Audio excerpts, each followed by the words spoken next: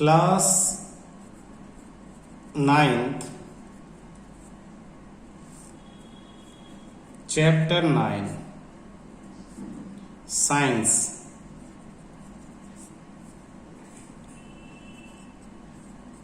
Force and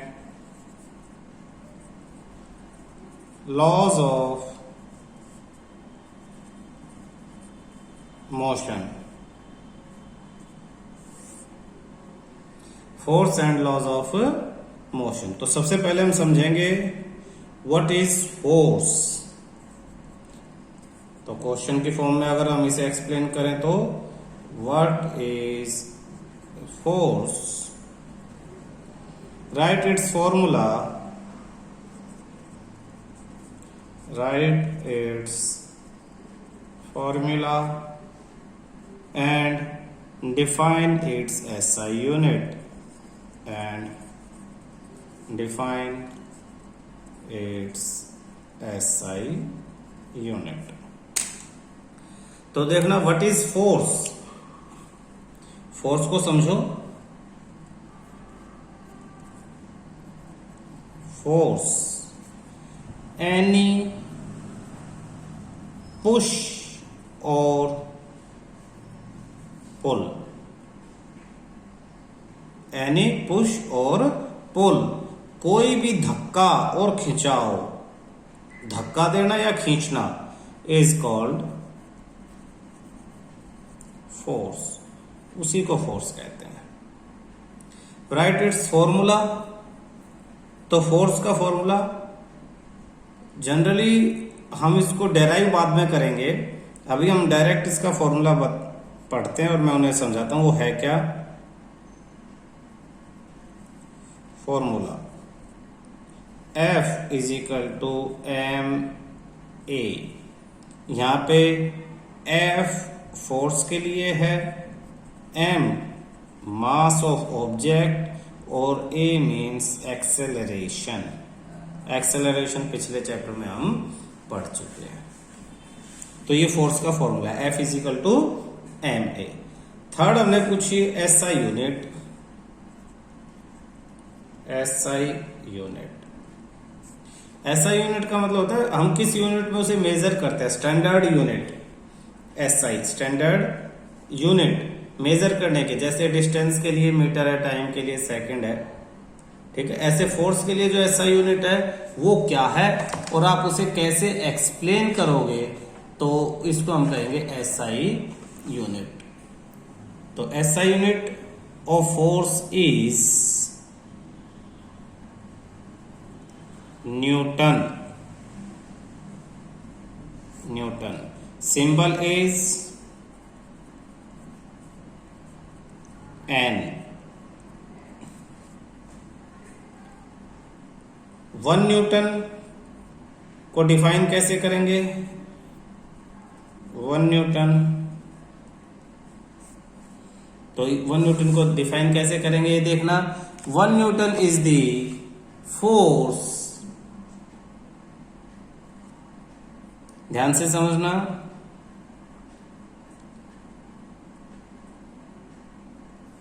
1 newton is the force which can produce, ये F equal to M में, तो A acceleration 1 metre पर second square, acceleration in the object of mass 1 kilogram, दोनों को 1 कर लें, which can produce the acceleration of 1 metre पर second square in an object having mass 1 kilogram. आप समझो हमारा फॉर्मूला क्या था, F equal to M A. तो F 1 न्यूटन कब होगा, जब मास 1 किलोग्राम होगा और एक्सेलरेशन 1 मीटर पर सेकंड स्क्वायर होगी। तो यहीं से डेफिनेशन आती है, 1 newton is the force which can produce acceleration of 1 metre पर second square in the object having mass 1 kilogram.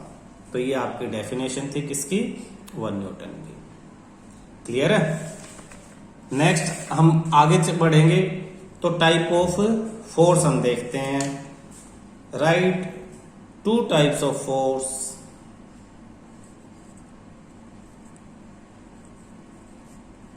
Right two types of force and explain them, और उन्हें एक्सप्लेन भी करो. तो solution, two types of forces are, two types of forces are, first आपकी balanced force. Balanced force. तो what is balanced force? When sum of all the forces, ध्यान से देखना, when sum of all the forces, when sum of all the forces on an object is 0, then net force,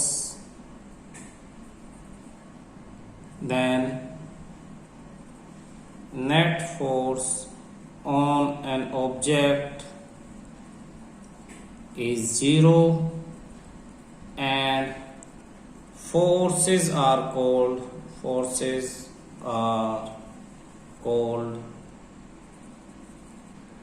balanced forces. एक ही object पे जब सारी forces equal हों, जैसे ये पेन यहाँ रखा है, ये मैंने हाथ में लिया हुआ है, तो इस पे नीचे की तरफ जो ग्रेविटेशनल फोर्स है उसके अपोजिट मैंने इस पे फोर्स लगाई हुई है. दोनों एक दूसरे को कैंसिल आउट करती हैं, तो पेन कहीं भी मूव नहीं कर रहा, यही है. तो इस पे सारी फोर्सेस का सम कितना है? 0. तो इस टाइम जो फोर्स इस पे काम कर रहे हैं उन्हें हम कहेंगे बैलेंस फोर्स. इसी तरह से अनबैलेंस्ड फोर्स सेकंड आपका टाइप आ जाता है.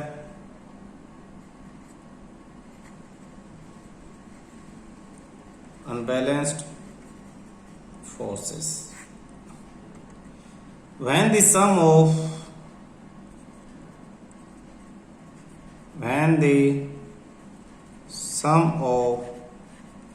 all the forces on the object is not 0, then the forces are called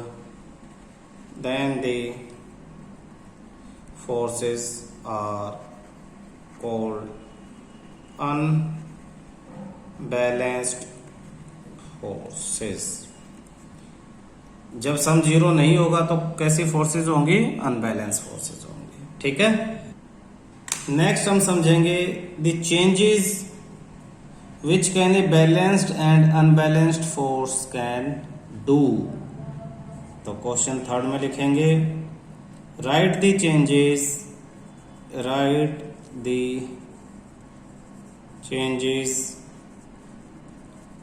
which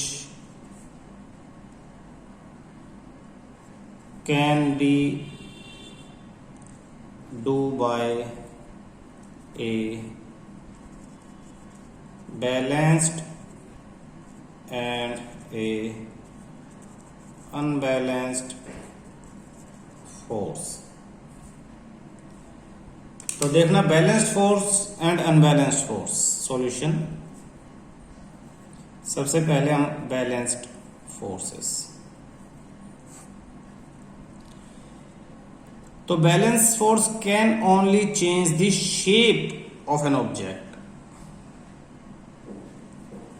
It can only change the shape of an object. For example, if two equal and opposite forces if two equal and opposite forces acts on a balloon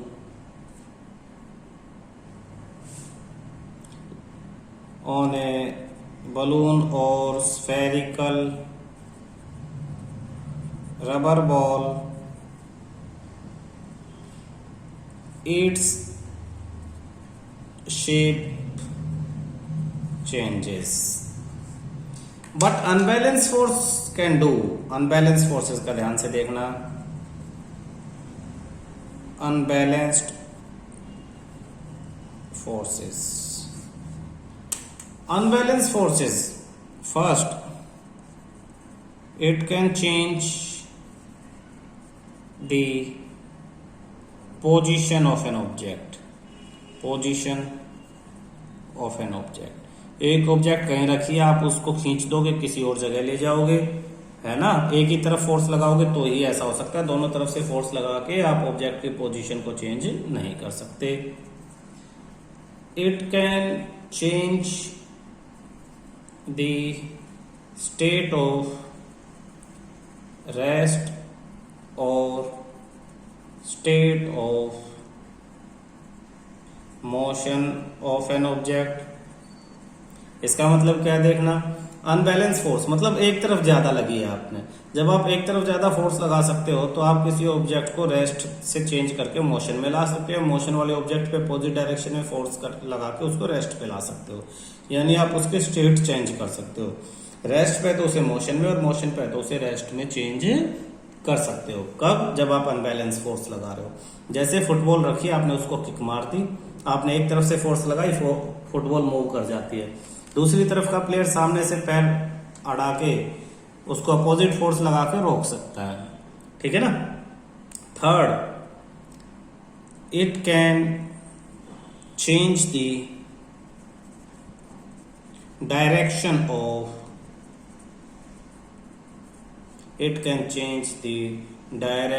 of motion of a moving object. एक football आ रही है, आपने उसे रास्ते से ही दूसरी side kick लगा दी और उसकी डायरेक्शन आपने चेंज कर दी. बॉल आई, बैट्समैन ने बैट से हिट किया और बॉल की मोशन की जो डायरेक्शन है चेंज होगी. तो इस तरह की जो फोर्सेज होती हैं वो क्या कहलाती है? अनबैलेंस. बैलेंस फोर्सेज वो होती हैं जो चारों तरफ से जितनी भी लगे उनका सम ऑब्जेक्ट पे जीरो हो जाएगी. क्लियर है. तो आप दो अपोजिट एंड इक्वल फोर्सेज जब लगाते हो तो एक दूसरे को कैंसिल कर देते हो, उन्हीं को बैलेंस फोर्स कहते हैं. लेकिन ये फोर्सेज शेप में चेंज ला सकती है. जैसे रबर बॉल को दोनों तरफ से इक्वल अपोजिट फोर्स से आप प्रेस करोगे तो रबर बॉल की जो शेप है वो चेंज हो सकती है. तो ये बैलेंस और अनबैलेंस फोर्स क्या क्या कर सकती हैं, ये हमारा टॉपिक था. नेक्स्ट है आपका डिफाइन फ्रिक्शनल फोर्सेस. अब व्हाट इज फ्रिक्शनल फोर्सेस? तो सबसे पहले फ्रिक्शन को हम डिफाइन कर लें. फ्रिक्शनल फोर्सेस दोनों चीजें सेम है. क्वेश्चन लिखें.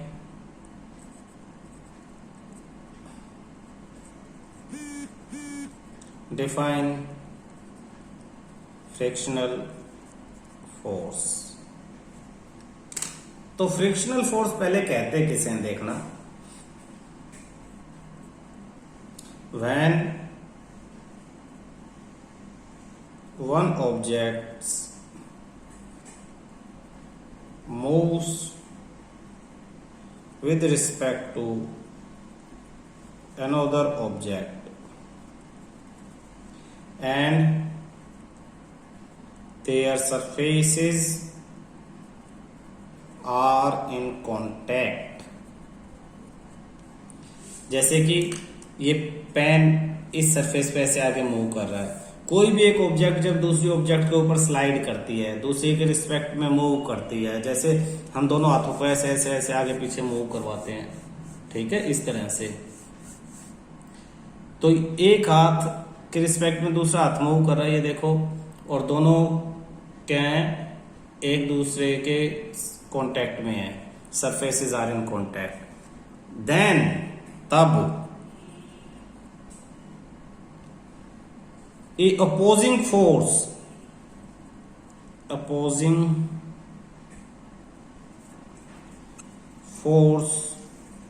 generates at the surface of contact which a opposing force generate at the surface of contact which oppose the motion, जो इस मोशन को अपोज करती है. This force is called frictional force. This force is called frictional force. इसी force को frictional force हम कहते हैं. ठीक है, ये हमेशा मोशन को अपोज करती है. जैसे कि आप कोई बॉक्स किसी सरफेस पे खींच रहे हो तो उस सरफेस और बॉक्स के सरफेस के बीच में फ्रिक्शनल फोर्स जनरेट हो जाती है. नेक्स्ट हम पढ़ेंगे फ्रिक्शनल फोर्स की डायरेक्शन क्या है, क्योंकि फोर्स एक जो है वेक्टर क्वांटिटी है, तो फोर्स की अपनी एक पर्टिकुलर डायरेक्शन होती है. तो फ्रिक्शनल फोर्स की डायरेक्शन क्या है देखते हैं. तो पहले तो यही लिख लो. Fifth, is force a scalar or vector? So force is a vector. Force is a vector. Force एक vector. Vector means magnitude as well as direction. It have magnitude as well as direction. Magnitude numerical value और direction particular एक direction में ये काम करती है. तो अगला क्वेश्चन फिर इसी से बनता है, what is the direction of frictional force.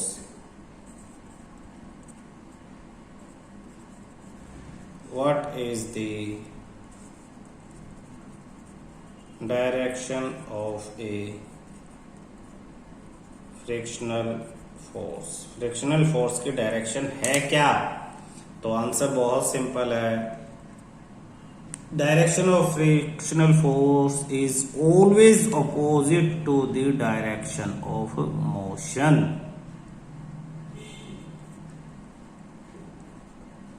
Direction of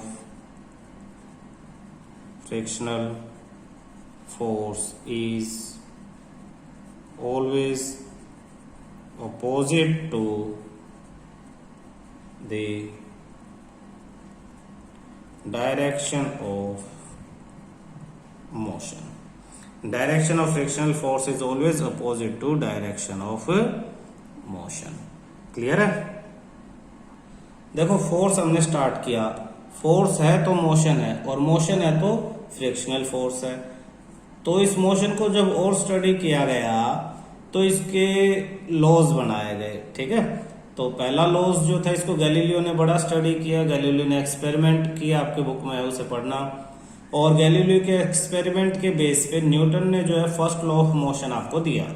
तो what is first law of motion. Question 7, what is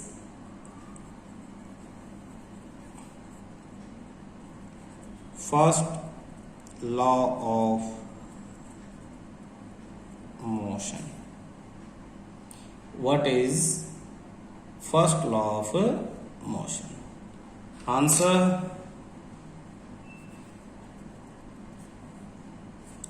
first law of motion states that first law of motion state that an object remains in state of rest. An object remains in a state of rest. एक object state of rest पर ही रहेगी, और of uniform motion, और of uniform motion, या फिर वो uniform motion में ही रहेगी. यानी ऑब्जेक्ट अगर रेस्ट पे तो रेस्ट पे ही रहेगी और मोशन में है तो मोशन में ही रहेगी। In a straight line, in a straight line, यानी वो अपनी डायरेक्शन भी चेंज नहीं करेगी। बात समझ रहे हो? ध्यान से देखना कि ऑब्जेक्ट अगर रेस्ट पे तो रेस्ट में रहेगी, मोशन में तो मोशन में रहेगी। इन अ स्ट्रेट लाइन यानी मोशन में तो अपने आप वो डायरेक्शन भी चेंज नहीं करेगी। कब तक नहीं करेगी? अनलेस, अनलेस, अनलेस मतलब जब तक, compelled to change, compelled to change that state by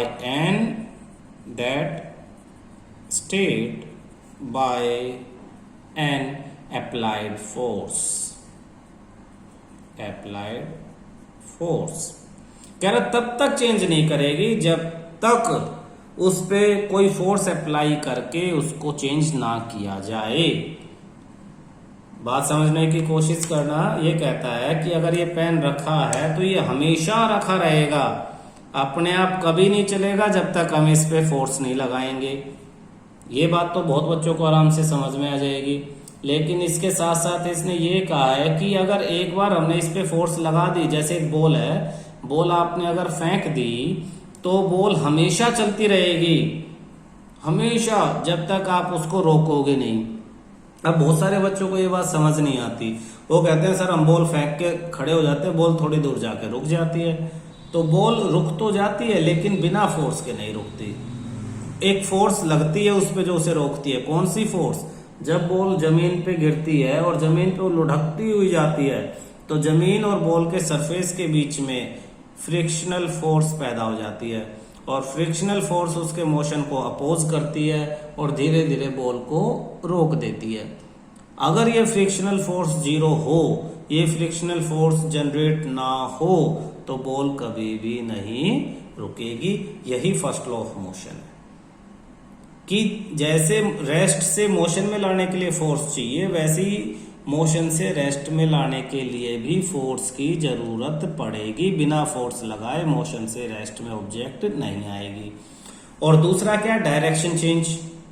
object हमेशा सीधी डायरेक्शन में जाती रहेगी जब तक आप उसको फोर्स लगा के उसकी डायरेक्शन को चेंज नहीं करोगे। तो तीनों चीजें इसने यहाँ पे दे दी हैं, रेस्ट, मोशन और स्ट्रेट लाइन। स्ट्रेट लाइन का मतलब डायरेक्शन से है कि एक ऑब्जेक्ट रेस्ट पे तो रेस्ट में रहेगी, मोशन में तो मोशन में रहेगी, स्ट्रेट लाइन पे जा रही है तो स्ट्रेट लाइन पे मूव करेगी वो, तब तक आप उस पे कोई एक्सटर्नल फोर्स अप्लाई नहीं करोगे। तो ये फर्स्ट लॉ ऑफ मोशन है, बहुत इंपॉर्टेंट है। नेक्स्ट देखो, इसी से एक शब्द जनरेट हुआ इनर्शिया। इसे समझने की कोशिश करते। क्वेश्चन 8 है, what is inertia? What is inertia? The tendency of an object to resist any change in its state. ध्यान से समझना। The tendency of an object to resist any change in its state of rest or motion on a straight line is called inertia. Object की tendency जिसकी वजह से वो विरोध करती है चेंज के लिए। ऑब्जेक्ट चाहती है कि वो रेस्ट पे तो रेस्ट पे रहे, मोशन में है तो मोशन में रहे, स्ट्रेट लाइन पे। इसी टेंडेंसी को इनर्शिया कहते हैं और इस इनर्शिया को ब्रेक करने के लिए ही हमें फोर्स लगानी पड़ती है। समझ में आया? ऑब्जेक्ट रेस्ट पे तो उसके अंदर टेंडेंसी है कि वो रेस्ट पे ही रहेगी और इस टेंडेंसी को ब्रेक करने के लिए हमें उस पर क्या लगानी पड़ती है? फोर्स लगानी पड़ती है ताकि वो मोशन में आए। ऐसे ही ध्यान से, the tendency of an object to resist any change in its state of rest और motion on a straight line is called inertia.